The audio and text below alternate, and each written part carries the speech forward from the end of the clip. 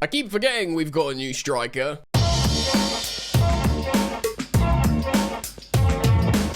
Yo, what's going on, friends? Welcome on back to Football Therapy with me, your host Jan. As always, I do hope you're doing well, mate. I genuinely, wholeheartedly, really do hope that. And of course, welcome back to Chelsea News, the daily series here on the channel where I reflect on what's been said about Chelsea, giving you my thoughts, feelings, and opinions on it. More importantly, asking for yours. In today's video, there's a transfer radar on The Athletic, which is always great information, and it speaks about Pedro Neto. Wow. I mean, he did have an amazing Club World Cup, so I can understand why suitors came in. We're going to learn about that, a little bit more about Nico Jackson, because that is a high-profile situation. And also, Strasbourg, Chelsea reserves. I say that jovially, but of course, a team that Chelsea fans, many are interested in, because some players are on loan, some are coming to Chelsea. They beat Crystal Palace, who are, high-level opposition. They're a good, canny Premier League team. Let's not forget, they're the FA Cup holders. Strasbourg beat them in the Conference League with a goal from Emegha, and of course, there's Chelsea narrative all over that team, whether it's players that are owned by Chelsea, that are going to Chelsea, or on loan, whatever. There's lots to learn from that. Nizar Kinsella wrote an article on Emegha. We're going to hop into that as well, so it's going to be a great video. I can feel it in my head. Welcome back. Thank you for supporting the content as always, for dropping a like on the video. That's helpful. Thank you for doing that. If you're yet to subscribe, what are you doing, mate?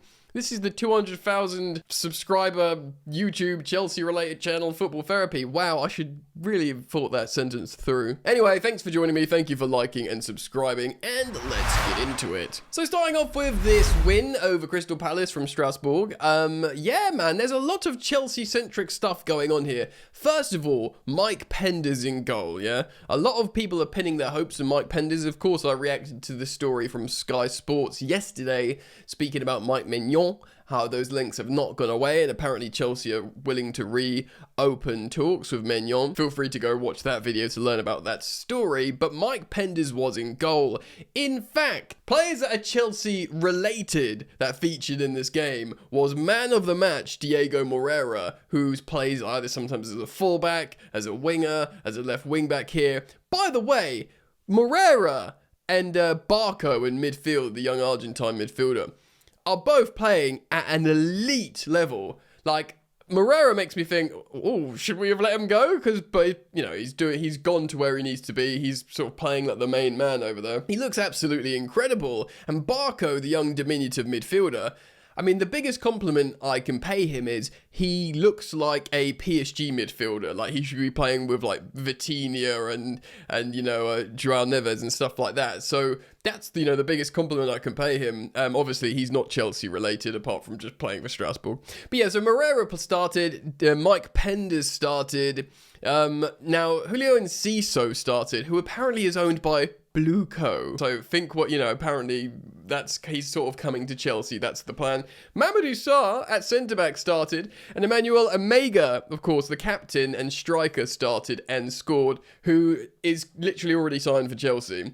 He's, we've seen him hold up the shirt. He's joining Chelsea in the summer. He's replacing Nicholas Jackson. Of course, we'll speak more about Nico in a few minutes. And it doesn't end there. Off the bench, Chili B comes on, Ben Chilwell, which you love to see. Of course, like Diego Moreira, he's owned by Strasbourg now and not Chelsea anymore. And Kendry Paez comes on off the bench. Like Penders, like Mamadou Sarr, he's on loan at Strasbourg as Chelsea players or for the future. And Julio Enciso is a weird one. I think he's kind of on loan but not on loan. I think it's a Blueco signing. That's what Fabrizio Romano said. I think you're only allowed 3 players on loan at a club. And of course that's Penders, Sarr, and who else am I? And Paez. So there's your 3. So Enciso's kind of on loan there, but not. Emmanuel Emegha is owned by Strasbourg, but is joining Chelsea in the summer. So let's hop over. But just quickly on Strasbourg, great performance, really good team, some excellent performers in there, and they're having a wonderful time, because let's be real, Palace are no slouches. They're great, hard to break down opposition, both played back threes, and Liam Rosenior got a massive win. on they march. Anyway, let's go over to Nizar Kinsella's article on Emegha and read what's being said. Strasbourg's star striker and captain Emmanuel Emegha is, quote, improving before his Chelsea move next summer, according to club president Mark Keller. The two clubs, owned by Bowley and Clearlake's company Blueco, announced in September that the Dutchman will be moving to Stamford Bridge, of course, in the next summer. A host of Champions League clubs, reportedly including AC Milan and Tottenham, were believed to have shown interest in Emegha before Chelsea swooped in with an agreement that gave him a further year back in France before making his Premier League switch. Yeah, I mean, it obviously will make you nervous when London rivals Tottenham want to come and get the player, but probably not that nervous because you literally own Strasbourg and you can just sell the player to yourself, which of course is a bonus. When asked about the situation, Keller said this, quote, for us, it was important to keep Emegha because he's an important player. Emegha is improving. He came 2 years ago. He's now captain of the team. He was injured. He came back. He scored a few goals. So he's improving. He is a man with a lot of character. He is a good guy. Of course, they've got Joaquin Panicelli, the actual number 9, as in where's the number 9 to come in and be their striker in Emegha's absence. But Emegha is 23 years old. He is a captain and he scores goals in his absence when Joaquin came in and started scoring loads of goals, and he's really dominant in the air. I think I probably spoke about him on here as well as speaking about him on my social media on Instagram at FootballYannick, if you want to follow me on Instagram.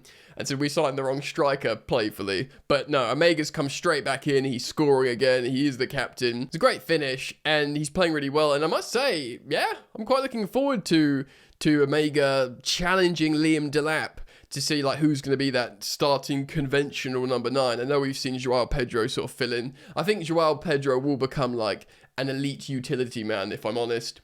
And I think the first two choice centre forwards will be Emegha or Delap. And actually, that could be pretty good. The market's weird at the moment. Like the elite strikers, many of them are over 30 now. And the only truly desirable one, in his 20s, of course you've got your Šeškos and your Gyökereses who went to Man United and Arsenal. But I'm not really convinced about either of them, throwing the bag at their age profile. Of course, Gyökeres is a lot older. It was only Isak, really. It was only like Alexander Isak, this 25-year-old Premier League proven, and he's just gone to join the fever dream nightmare of a Liverpool Football Club at the moment. So, yeah, I'm quite content, dare I say, with Emegha and Delap both sort of improving and pushing each other, and all the superstars behind them like Stevao, Palmer, Pedro Neto, who we're about to speak about, all these kind of guys getting goals as well. So let me know what you think about Emegha, and let's move on. We're going to go over now to the transfer radar. It's this big segment on The Athletic. We're going to speak about 2 segments, Nicholas Jackson and then Pedro Neto, interestingly. But let's start and see what they're saying on Nico Jackson. Jackson's loan to Bayern Munich during the summer was a measure of the Bundesliga's side desperation. Other targets had been and gone, leaving Harry Kane as their only recognised senior centre forward. Jackson was the best option available, but there's next to no chance of him fulfilling the obligations necessary to make the move permanent. Apparently that is 40 starts in all competitions. Or Bayern actually choosing to sign him without a major renegotiation of the pre-agreed fee, which is about 57 million quid. Chelsea have no interest in changing the conditions, especially because there remains a question mark over Kane's future at Bayern, despite the expectation that he will stay. Of course, there's links to Barca and stuff in there. Also, a few strikers are available to buy in the winter market, so Chelsea see Jackson as having a high value. Yeah, so far, Chelsea are saying, nah, we're not lowering the price. Of course, there was some talk that Chelsea were going to try and get 100 million for Jackson, so 57 million they probably see as the floor. I understand Bayern Munich's position, and yeah, I mean, it's probably worth keeping your powder dry on Nico because the market probably will open up and you'll get more suitors. Let's read on. Regardless of Bayern's intentions, Chelsea are likely to sell the forward. Of course, we're getting Emmanuel Emegha. I've just spoken about that. And we've got Delap and Joao Pedro. Jackson turns 25 in June. Theoretically, he's not reached his peak. As well as leading the line, he can play as off a main striker, of course, as well as on the wing. Chelsea see these factors adding to his appeal. He was part of the Senegal team that qualified for the World Cup, but Chelsea intend to resolve his situation before that tournament starts in June. Clubs from the Premier League and across Europe expressed an interest in Jackson before he made the switch to Bayern, and there should be a good market for him again, and is determined to make the most of his loan. Yeah, I think this Bayern Munich loan can be good regardless. It's a different experience for him. He's still actually getting a lot of minutes. He's getting the odd goal. It's not like a disaster loan, but he's not necessarily setting the world on fire, and so they think, oh, we've just got to buy this guy. There was a very small chance that happened, but had that happened, it would probably make us look bad as well, so it would have been a bittersweet situation. There's a bit more to read on. Let's keep going. Of course, Jackson signed a 2-year extension, so his contract goes to 2033. And the vast majority of players at the club, Jackson is on a incentivized contract at Stamford Bridge, a deliberate strategy from the Bowley Clear Lake Consortium to keep the wage bill as low as possible. So even though Jackson is still on a competitive salary, it's not high enough to scare off other suitors. Raheem Sterling style. It goes on to explain a little bit more about his profile and play style, but I don't need to talk to you about that. You all know that. Interesting. I do think the market will open up for him indeed, and this really is an important factor, the whole wage thing, because there's so much money in the Premier League.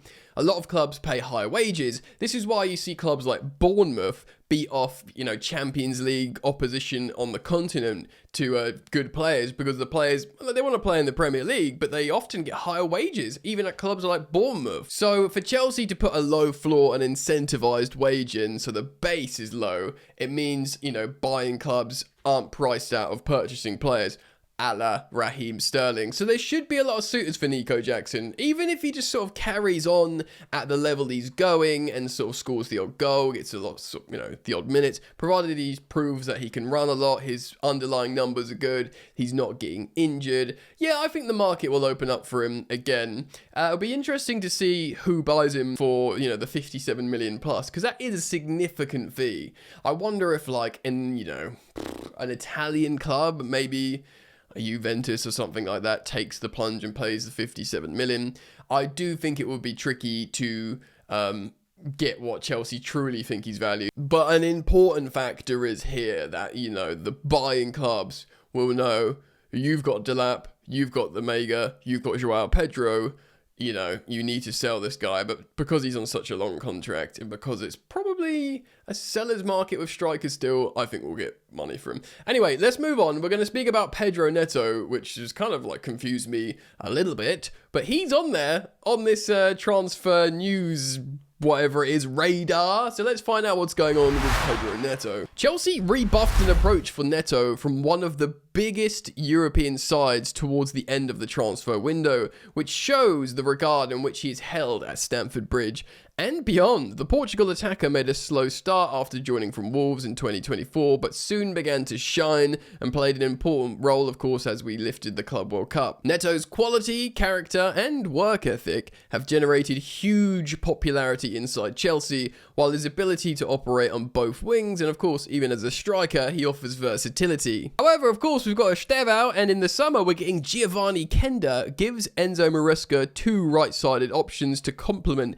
Alejandro Garnacho and Jamie Gittins on the left. Neto is the only man to survive an overhaul in the wide areas. Of course, Madueke and Sancho have departed. Sterling is in the, bomb squad. It's not even a bomb squad, it's just him, innit? And Mykhailo Mudryk is suspended, which we keep forgetting about. Taking nothing away from Neto's importance, Chelsea's strength in depth, allied to the 25-year-old's excelling and entering what should be his prime, could further encourage admirers. It proves the case some big decisions might await Neto and Chelsea in 2026. Oh, wow. I would not like to sell Pedro Neto. That is not, especially he's playing so well. Let's just quickly remind ourselves what else we need to know about him. The next segment in this article. When Neto moved to Chelsea from Wolverhampton Wanderers in the summer of 2024, there was a question mark over whether he could justify his £52 million price tag. Of course, he had a really poor injury record. During his time at Wolves, Neto suffered a calf, knee, ankle, and hamstring injuries that ruled him out for large periods, the worst of which was a 10-month absence due to a kneecap fracture. I mean, one thing's for sure, guys, we seem to have fixed Pedro Neto, I keep saying it in recent videos, he's gone from the glass man at Wolverhampton Wanderers that was never available, that we'd see have these amazing, because he was like playing with Podence, wasn't it? It was like Neto and Podence. I think Podence is he in the Greek league now or something?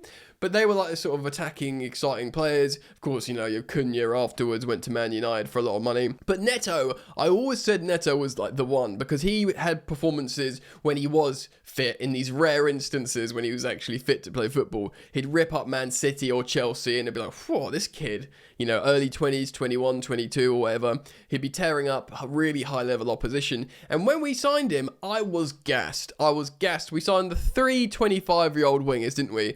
Or were they 24? I think maybe they were 24 at the time, all three of them. It was Neto, it was Joao Felix, and it was Jadon Sancho, of course, on the loan. They were three wingers, all at 24 years old. But I was most gassed about Neto, and I kept saying I used it as a sort of barometer of excitement, because at the time they were champions, Man City. I said, he's the kind of player, Pedro Neto, that if Man City signed, the fans would be very excited, like adding to a Premier League champion side.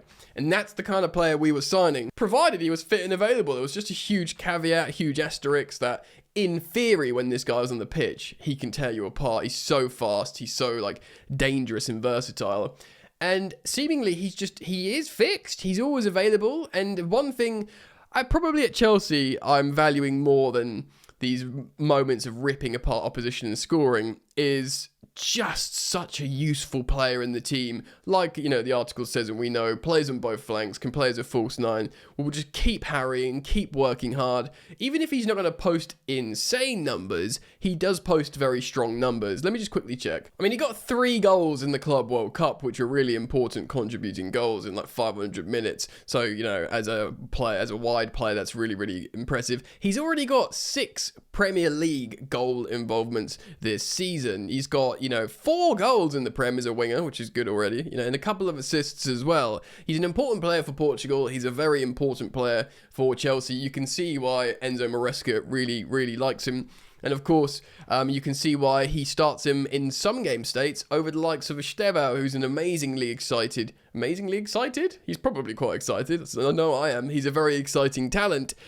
You know, certain games Estevao will start, of course. Does pose an interesting question, this article, come the summer when Giovanni Kenda joins. You know, he's got a goal and an assist in the Champions League the other night. I spoke about that. What happens, you know? Do you sell a 26-year-old Pedro Neto for like 70 million? Like, do you do what Liverpool did with Luis Diaz? They sold him to Bayern Munich for like 70 million. I mean, obviously you wouldn't want to sell the Pedro Neto to an immediate Premier League rival. I know this ownership aren't averse to that. I don't mind selling, like I said yesterday, I don't mind selling Noni Madueke because I think he's good, but I think he's not going to be amazing. But I think Pedro Neto's too good to sell to a rival.